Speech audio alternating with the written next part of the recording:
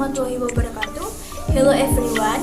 Introduce myself is Ajeng Saristianingrum, Agribisnis Class B, and my study number is 200321100048. In this video, I will explain about banana marketing management in Madura. Banana is one type of fruit that is in great demand by the people of Indonesia.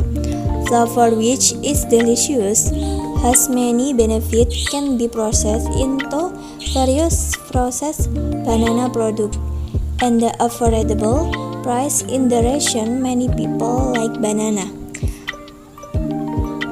Stated that the availability of banana in both modern and traditional market also almost never empty. So this condition indicated that some passion and demand consumer of banana is quite high. Indonesia in recent years include in the top 10 banana production countries in the world, based on data from FAO, Food and Agriculture Organization. In showed that India is a fruit production country, the largest banana in the world. It is proved that though India is able to produce banana as much, there are many types of banana in Indonesia with such diverse attacks such as banana raja, fan banana, mas banana, milk banana, ambon banana, kepok banana, balbadisina, born banana. The number of banana varieties circulation in fruit varieties will affect consumer behavior in making pushing the delicious. Mesrari and Wibawa stated that a buying behavior can be influenced by consumer attitude and preference to a product. Currently, consumers are starting to be more critical in assessing a product of service, so that it will be able to cause demand from the consumer to obtain the product or service quality service. So, product or market need to work about how the status of consumer and must to be able to improve the quality of the product and service produced in order to meet consumer satisfaction and expectation.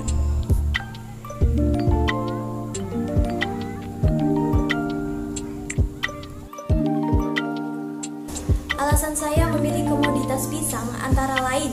Yang pertama yaitu karena pohon pisang tidak membutuhkan lahan yang begitu luas. Pohon pisang ini dapat tumbuh dan berbuah dengan lingkungan yang relatif sempit, berbeda dengan pohon-pohon lainnya.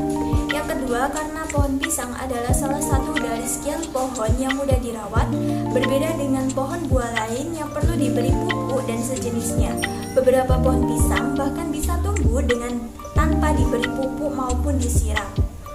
Yang ketiga, karena pohonnya kaya akan manfaat. Semua bagian pohon pisang dimanfaatkan oleh kepentingan masyarakat, mulai dari daun, bonggol, kemudian yang terpenting yaitu buahnya. Semuanya bisa dimanfaatkan dengan baik. Yang selanjutnya yaitu mengenai preferensi konsumen pada komoditas pisang. Di sini ada 4 macam. Yang pertama yaitu ada rasa, ukuran, warna kulit buah, dan yang terakhir ada jumlah buah yang disisir. Yang selanjutnya yaitu mengenai customer value. Important value adalah nilai yang dapat menunjukkan atribut yang mana yang lebih penting dalam mempengaruhi pilihan konsumen.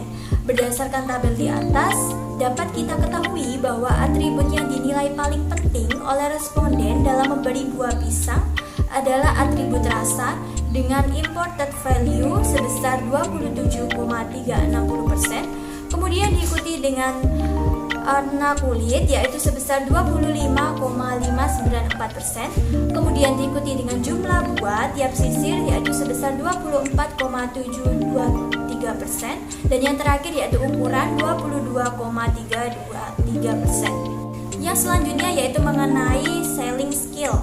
Karakteristik selling skill yang pertama ada personal attribute.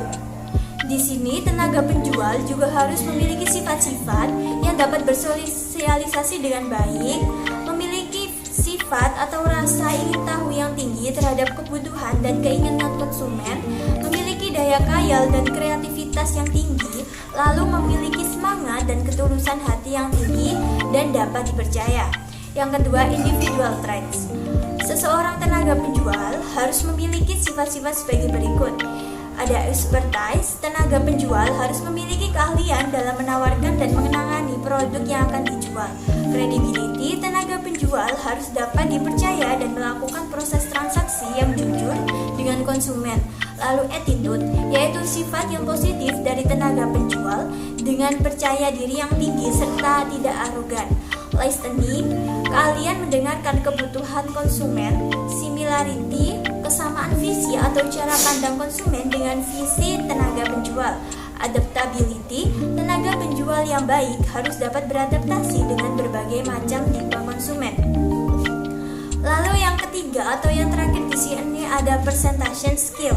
Beberapa elemen yang perlu dimiliki sehubungan dengan kemampuan presentasi diantaranya yakni ada message strategi atau tenaga penjual dapat mempresentasikan produk kepada konsumen dengan dua cara, yaitu hanya menjelaskan kekuatan dan kegunaan produk atau dengan memberikan gambaran tentang kekurangan dan kelebihan produk secara profesional.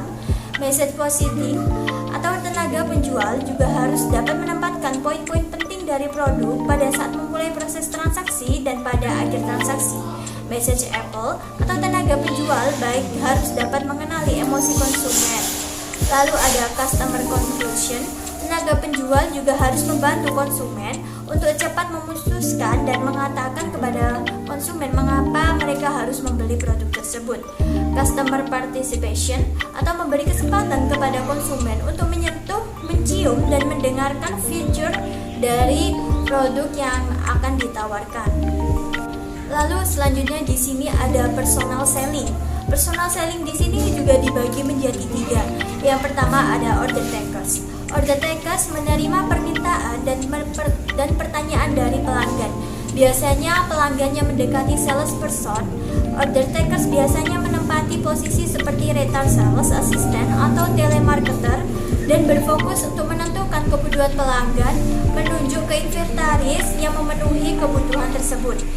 Yang kedua yaitu ada order getters. Di sini menjangkau prospek baru dan persuasi mereka untuk melakukan pembelian langsung. Mereka adalah salesperson yang terjun ke lapangan untuk membawa klien yang baru. Yang ketiga di sini ada order creators.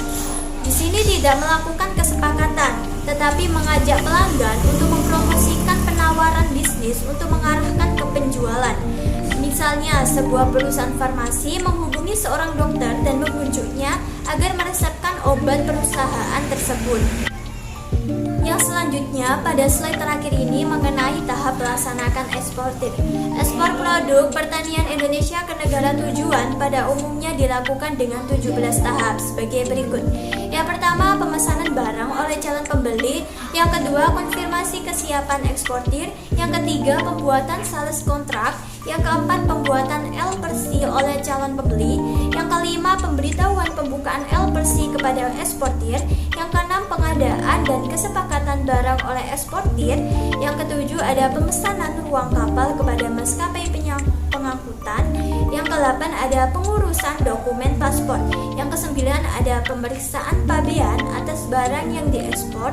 Lalu ke-10 ada pemasukan barang kawasan pabean. Yang ke-11 ada pemuatan barang ke kapal. Yang ke-12 ada pengurusan bill of lading, asuransi, invoice, dan dokumen pengkapalan lainnya. Yang ke-13 ada penarikan vessel kepada importir ke eksportir. Yang ke-14 ada pengiriman shipping dokumen kepada opening bank. Yang ke-15 ada pengiriman shipping advice dan kopi shipping dokumen. jelas ada penyerahan barang kepada importir. Demikian presentasi yang sudah saya lakukan. Apabila ada kurang dan lebihnya dalam penyampaian materi, saya mohon maaf yang sebesar-besarnya. Wassalamualaikum warahmatullahi wabarakatuh.